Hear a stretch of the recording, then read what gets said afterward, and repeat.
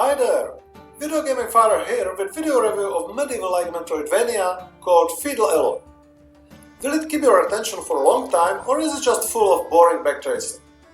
Is there some interesting story in the game that makes you eager to discover what's next? Are there user-friendly controls and challenging yet not frustrating difficulty?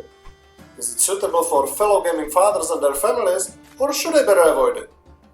Isn't the artistic graphics just an excuse for shallow gameplay?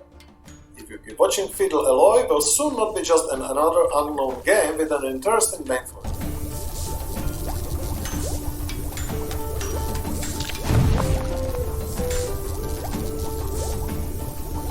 Let's keep the tradition and start with the story. Atu is an ordinary fish control robot who lives in... Wait, what? Did he really say fish control robot? You are probably asking now. Well, it starts promising, doesn't it? So he lives in a small cottage in sunflower fields. He had been living a simple but pleasant life until a bunch of villains attacked the village, stole their ore supplies and burned Atu's house. Fortunately, he managed to grab his old sword and fled into the woods. His mission is to fight for freedom and the heart of a beautiful princess. Okay, I fabricated the last part about the princess, but even without it the story is rather cliché and probably not something that you would pay much attention to. The main character is pretty original though, so let's have a look if the gameplay is also full of innovative ideas.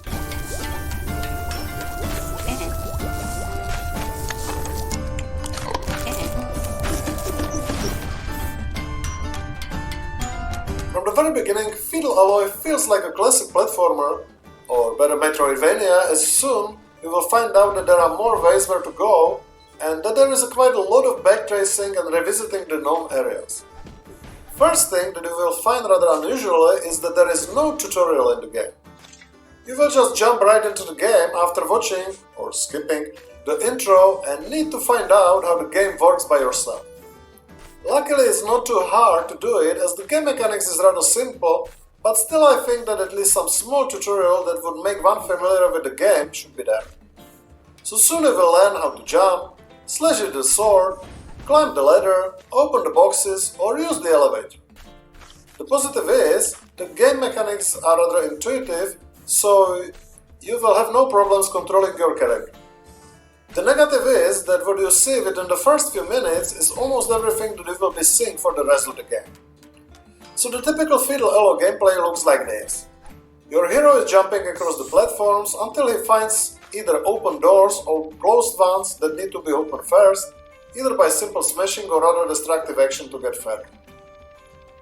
Meanwhile he is climbing the ladders, going up and down by the elevators, opening crates with the loot and fighting the villains. As the different parts of the environment that you are going through are very similar, I'm almost sure that you will get lost quite soon. As there are a lot of dead ends, there is also a lot of backtracing and some areas you will need to visit several times. This is rather irritating for two reasons. The game environment is very generic and the enemies get respawned each time you visit the area that you have been before, so you will be fighting them again and again regardless how many times you have sent them to the eternity before. I didn't mind respawning where it is a way to make the game more challenging, but here I have found it just a way to brighten up a not very interesting and empty environment.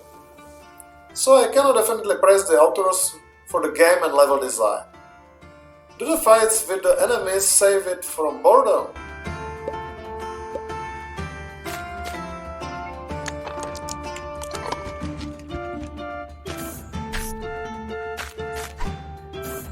Well, I must admit that there is a rather innovative idea that makes the fights more interesting.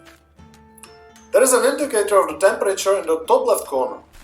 Each slash with the sword raises your robot's temperature a bit, and when it gets to the red area you are not able to use your sword anymore and need to either wait while the temperature drops and drink a special cooling poison that you sometimes find in the crate or drops from the eliminated enemy. This brings a little bit of strategic thinking into the game, as you cannot just keep smashing the attack button until your enemy is gone. You need to slash him several times instead, then to find some safe spot, or just run from him and wait until your temperature drops below the critical value. Also, the refilling oil by the oil cans that you sometimes find is more original than collecting hearts or some stuff like this to refill the hit points. After all, you control the robot, although the very strange one, so the need for oil is logical here. However, these good ideas are spoiled by not very interesting enemies. The first thing is that there are only few types of them.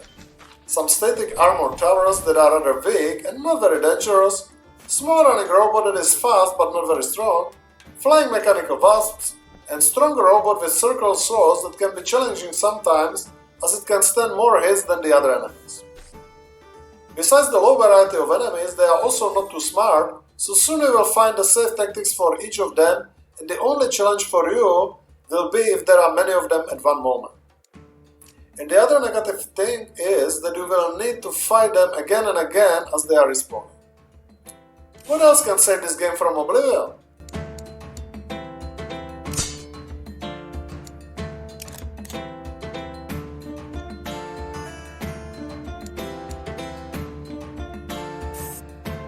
I've already mentioned that you collect the loot here. It can be some potions, coins that you can buy the items for, or better, items themselves. Upgrading the parts of your robot could bring the desirable element of fun to the game if it only wasn't so uninteresting. When you eliminate the enemy robot or smash the crate, a lot of gears and other stuff are usually dropped, but the problem is that it looks so generic that you barely recognize what is what. From time to time you need to go to the inventory to find out what equipment you have collected. You will therefore not find here the wow factor when something useful that you've been waiting for a long time drops from the enemy. Another thing is the effect of the upgrades. They have no proper statistics, but they are only defined by the nodes like armor, damage, etc. This is why you have no clue how much they improve your character, and to be honest, I have not felt their effect in the game too much. Same with the map. It's here, but soon you will find out that it's rather useless, as it looks to me like the map to the treasure drawn by a 5-year-old kid. It is a shame because a really good map could save you from wandering across the generic locations. At least the difficulty and control something that has been done smoothly.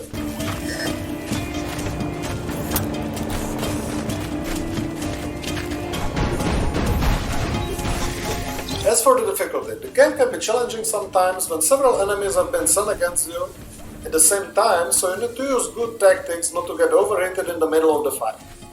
Artificial intelligence of the enemies corresponds with their variability, below average. Once they spot you, they run directly towards you, no matter what.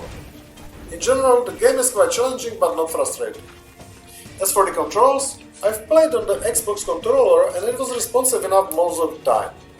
The truth is that sometimes I was not able to jump onto some platform, despite being clearly on it. Also, it was a real challenge to jump from the ladder while being in the middle of it. So I cannot say that the game controls are a disaster, but could have been better yet. Now let's take a look at the audio-visual side.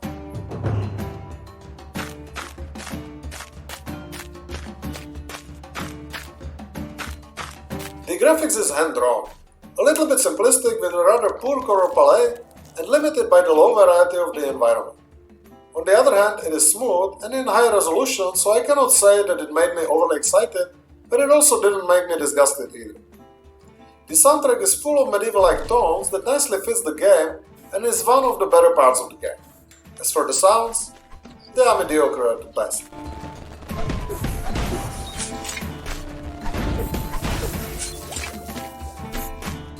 So let's get to the final verdict then. It's clear from the very beginning that Feudal Alloy is one of those small games that have been developed with love and passion. I appreciate the original main character, quite innovative fighting mechanics, a real effort to create metroidvania with RPG elements, reasonable difficulty, hand-drawn graphics and medieval-like soundtrack. Unfortunately, all these good things were spoiled by the generic environment that makes the game repetitive very soon, absence of appropriate map, uninteresting enemies, insufficient effect of the upgrades, sometimes inaccurate controls, and mediocre sounds. Feudal Alloy costs €15 on Steam, which is rather pricey considering that you can find plenty of better Metroidvanias for similar price.